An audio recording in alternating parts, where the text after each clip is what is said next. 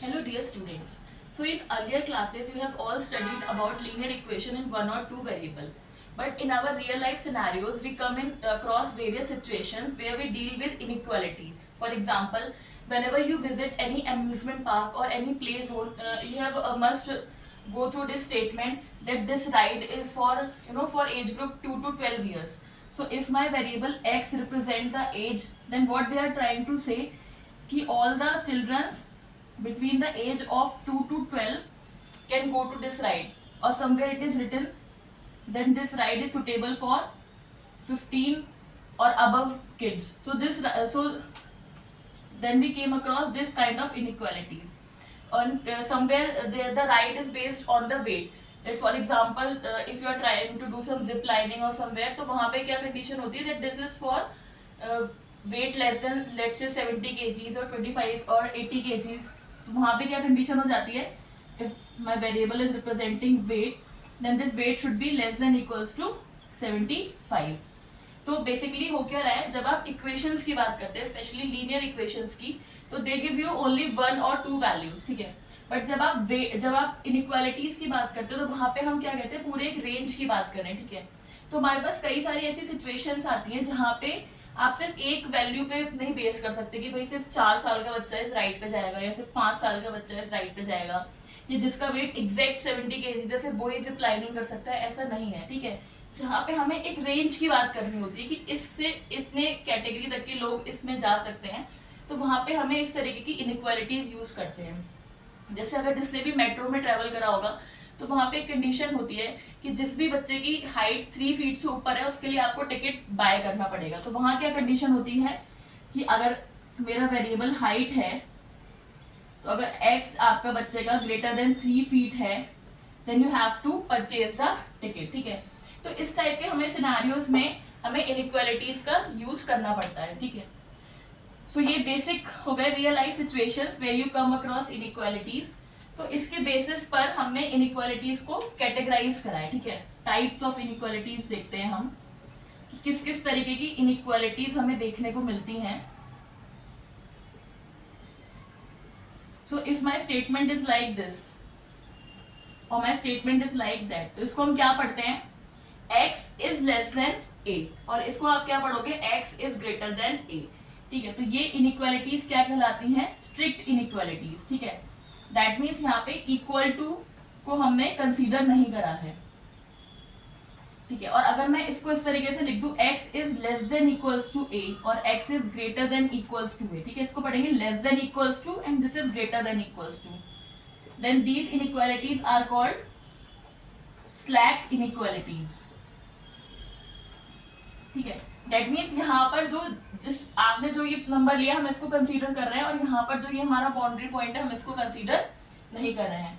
Similarly अगर आपकी कोई इनइक्वालिटी इस तरीके से लिखी हुई है, जैसे कि अभी हमने पीछे एग्जांपल में डिस्कस किया था कि इस राइड पे 2 साल से लेके 12 साल तक के बच्चे जा सकते हैं, ठीक है.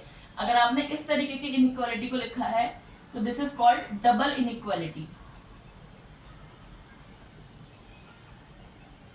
वहीं अगर कोई मेरी इनइक्वालिटी इस फॉर्म में है ax plus B Y less than C, ठीक है, इस फॉर्म में लिखी है, तो इसको हम क्या बोलते हैं, लीनियर इनइक्वालिटी इन 2 वेरिएबल्स. ये जो मैंने एग्जांपल्स दिखाए ये सारे 1 वेरिएबल के हैं, और ये क्या है, लीनियर इनइक्वालिटी इन 2 वेरिएबल, ठीक है. जैसे अगर आप एक रियल लाइफ एग्जांपल ले लो, लेट्स से आपका बर्थडे है और आपके पेरेंट्स ने आपको लेट्स से 1000 रुपीज दे दिए, ठीक है. ये आपका पूरा बजट है आपके बर्थडे के एस्टिमेट का. तो अब आप उसको मल्टीपल चीजों में खर्च कर सकते हो, अपने फ्रेंड्स को पार्टी दे सकते हो, अपने लिए कुछ परचेज कर सकते हो. तो अगर मान लो आपने उसको 3 कंपोनेंट्स में डिवाइड कर लिया, आपको 3 जगह खर्च करना है, हमने यहाँ पे कुछ सब में कंपोनेंट जोड़ दिया, तो ये जो आपका पूरा बजट है ये किससे लेस देन होना चाहिए, 1000 से लेस देन होना चाहिए, ठीक है. आप चाहो यहाँ पे इक्वल टू भी, चाहे तो आप पूरे पैसे खर्च कर दो, चाहे तो आप इस तरीके से चीजों को प्लान करें कि आप उसमें सेव कर लो, ठीक है. तो ये हो जाता है हमारा linear inequality in multiple variables, और ये एग्जांपल्स थे आपके linear inequality in single variable, ठीक है. तो ये बेसिक इंट्रोडक्शन था about the linear inequalities. I hope ये सबको समझ में आया होगा. Next we are going to discuss कि इन्हें सॉल्व कैसे करते हैं, ठीक है. तो जो आपका एनसीईआरटी बुक के अकॉर्डिंग जो सिंपल सिलेबस है आपका, उसमें है लीनियर इनइक्वालिटी सॉल्व करनी है आपको और उसको ग्राफिकली रिप्रेजेंट करना है। तो लीनियर इनइक्वालिटी सॉल्व हम जैसे हम बेसिक इक्वेशन सॉल्व करते हैं सिमिलरली वैसे ही सॉल्व करते हैं। सिर्फ एक रूल है जो चेंज होता है। सो दो रूल है। फर्स्ट रूल तो सेम है इक्वेशंस का। फर्स्ट रूल क्या कहता है कि अगर आप दोनों साइड में इनइक्वालिटी के कोई भी नंबर प्लस या कोई भी नंबर माइनस करा देते हो तो इनइक्वालिटी को कोई फर्क नहीं पड़ता, ठीक है। जैसे कि मान लो आपकी इनइक्वालिटी ये दे रखी है x+3 is less then x+8, ठीक है। तो अगर मैं इस इनइक्वालिटी के दोनों साइड 3 को माइनस करा देती हूँ, मतलब मैंने इसको भी कर दिया x+3 -3 और इस इधर भी -3 कर दिया, तो मुझे क्या मिलेगा resultant x is less then x और 8 - 3 5, ठीक है। तो मेरी इनइक्वालिटी में कोई भी चेंज नहीं आएगा। इसको लेट्स से हम 2x कर लेते हैं, ठीक है। तो अगर कोई भी सेम नंबर आप दोनों साइड माइनस कराते हो या कोई भी सेम नंबर आप दोनों साइड प्लस कराते हो तो आपकी इनइक्वालिटी में कोई चेंज नहीं आता। This is rule 1। रूल 2 क्या कहता है सॉल्व करने का? उसमें दो स्टेटमेंट है, ठीक है। तो फर्स्ट स्टेटमेंट तो आपका इक्वेशन के सिमिलर है कि अगर आप किसी भी इनइक्वालिटी में किसी भी सेम नंबर से मल्टीप्लाई या किसी भी सेम नंबर से डिवाइड कराते हो तो इनइक्वालिटी में कोई फर्क नहीं आता, ठीक है। जैसे कि मान लो आपकी इनइक्वालिटी गिवन है 4x + 1 is less then x + 3, ठीक है। ये आपकी इनइक्वालिटी है। पहले तो मैं रूल 1 लगाऊंगी, यहां से 1 हटाने के लिए, तो मैंने 1 माइनस करा दिया दोनों साइड, कोई फर्क नहीं आएगा। तो ये हो जाएगा 4x इज लेस देन 3 - 1 2, ठीक है। अब इस x को माइनस कराएंगे दोनों साइड x माइनस कराएंगे। I will get 3x is less then, ये कैंसिल आउट हो गया 2, ठीक है। अब मैं दोनों साइड 3 से डिवाइड करा रही हूँ, ठीक है। तो मुझे क्या मिलेगा, यहाँ पे भी 3 से डिवाइड, यहाँ पे भी 3 से डिवाइड, तो I will get x is less then 2/3, ठीक है। तो किसी भी सेम नंबर से मल्टीप्लाई या सेम नंबर से डिवाइड करा रहे हो अगर आप दोनों साइड, तो इनइक्वालिटी में कोई फर्क नहीं पड़ेगा। दिस इज सिमिलर जो हमारा इक्वेशंस में रूल था, ठीक है।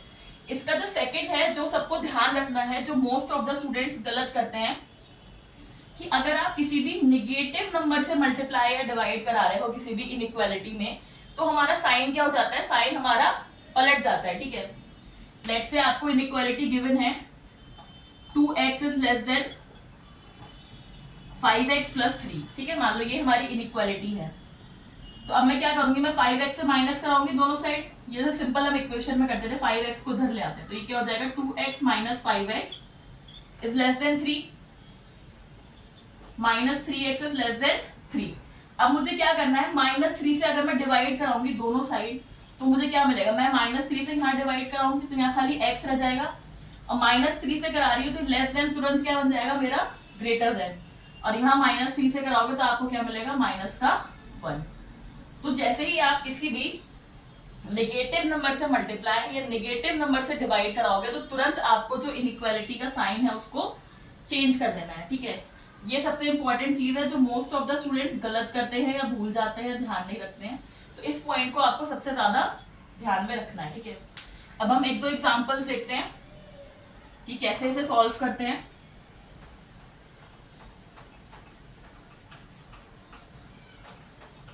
तो फर्स्ट एग्जांपल है 4x + 3 is less then 2x + 5, ठीक है। तो पहले तो आप रूल 1 लगाओगे, तो यहां से आपको 3 को हटाना है, ठीक है। तो वो जैसे एक एक स्टेप में -3 यहाँ लिखूं -3 वहां लिखूं, उसके करने के लिए जैसे हम इक्वेशंस में करते थे नॉर्मल वैसे करते हैं, ठीक है। तो इस 3 को मैं उधर ले जा रही हूँ, तो ये हो जाएगा 5 - 3, तो ये हो गया आपका 4x is less then 2x + 2। Next step में x वाली टर्म में एक साइड ले जाऊंगी, तो 4x - 2x is less then 2, तो यहां से मुझे क्या मिलेगा 2x इज लेस देन 2, तो x इज लेस देन, अगर मैं 2 से दोनों साइड डिवाइड कराऊंगी तो I will get x is less then 1, ठीक है। तो ये मेरा आंसर हो गया। अब यहाँ पे क्या होता है, आपको क्वेश्चन में पहले से मेंशन होगा, दो चीजें मेंशन कर दिए। ए पार्ट कह रहा है कि x इज इंटीजर और बी पार्ट कह रहा है कि x इज रियल नंबर, ठीक है। तो आपको दोनों सिनेरियो में अलग अलग आंसर मिलेगा। अगर पहले पार्ट में वो क्या बोल रहा है कि x जो है वो इंटीजर है, ठीक है। अभी मैंने जैसे नॉर्मल इक्वेशन सॉल्व करते हैं वैसे सॉल्व करके उसकी एक रेंज निकाल ली, ठीक है। अब वो इंटीजर कह रहा है। अब इंटीजर का मतलब क्या है, x लेस देन 1 है, तो इंटीजर से मतलब कौन कौन सी वैल्यूज लेगा, x 0 हो सकता है, x -1 हो सकता है, x -2 हो सकता है एंड सो ऑन, ठीक है। इंटीजर सबको पता है 0 1 2 3, इधर -1 -2 -3 ये सारे इंटीजर्स होते हैं। तो 1 से छोटा है तो 1 तो लेगा नहीं, तो 0 -1 -2 एंड सो ऑन, ठीक है। और बी पार्ट क्या कह रहा है, पी कह रहा है x रियल नंबर है, ठीक है। रियल नंबर मतलब पूरी रियल लाइन पे वैल्यूज ले सकता है। तो अगर रियल नंबर है तो मेरी x क्या क्या वैल्यू लेगा, 1 से छोटा है, तो इसका मतलब x जो है -∞ से लेके 1 तक की वैल्यू लेगा, ठीक है। ये मैंने यहाँ पे ओपन ब्रैकेट लगाया, ओपन ब्रैकेट मींस 1 नहीं कंसीडर करेंगे, ठीक है। अगर लेट से मेरा यहाँ पे जो ये इनइक्वालिटी है ये ऐसी होती है x less than equals to 1, तो मैं लिखती x बिलोंग्स टू -∞ टू 1, ठीक है। तो ये इस चीज का ध्यान रखना है। अगर यहाँ इक्वल्स टू होता तो यहाँ पे क्लोज ब्रैकेट आएगा, यहाँ इक्वल टू नहीं था तो यहाँ पे ओपन ब्रैकेट आएगा, ठीक है। इसी पार्ट में अगर ये मुझसे ग्राफिकल रिप्रेजेंटेशन भी पूछते, ठीक है, इसमें इंटीजर लाइन में तो हम नहीं दिखाएंगे। अगर रियल नंबर में मुझसे ग्राफिकल रिप्रेजेंटेशन पूछते तो हम कैसे दिखाते, ये मैंने नंबर लाइन ड्रॉ करी है, जैसे 0 1 2 3, ये है आपका -1 -2 -3 -4, ठीक है। तो मेरा क्या है, x जो है 1 से छोटा है और 1 इंक्लूडेड नहीं है, तो मैं इस तरीके से 1 पर एक ओपन सर्कल बनाऊंगी, है ना। ओपन सर्कल का मतलब ये है कि 1 मेरा इंक्लूडेड नहीं है और वो लेस देन यानी ये सारी वैल्यूज ले रहा है, इसको हमें ऐसे हाईलाइट कर देना। तो ये मेरा क्या हो गया, this is my graphical representation of the solution, ठीक है। तो ऐसी एक और एग्जांपल कंसीडर करते हैं।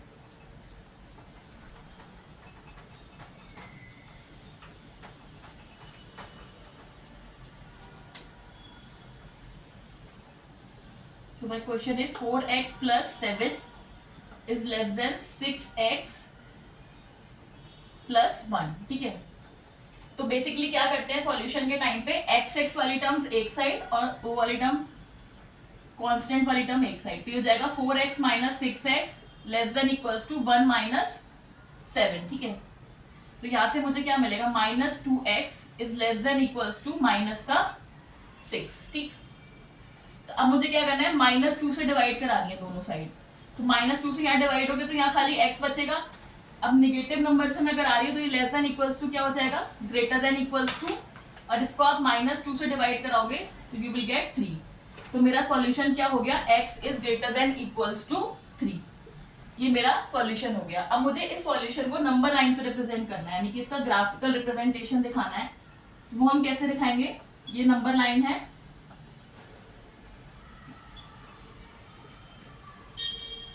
ठीक है, ये आपकी नंबरिंग हो गई। तो सॉल्यूशन क्या कह रहा है, ग्रेटर देन इक्वल्स टू 3। अब यहाँ पे 3 हमने कंसीडर करा है, तो यहाँ पे मैं एक क्लोज डॉट बनाऊंगी, पीछे मैंने ओपन डॉट बनाया था, यहाँ पे मैं क्लोज डॉट बनाऊंगी और इससे बड़ा है तो दैट मीन्स ये सारी वैल्यूज कंसीडर करेगा, ठीक है। तो ये हो गया मेरा ग्राफिकल रिप्रेजेंटेशन।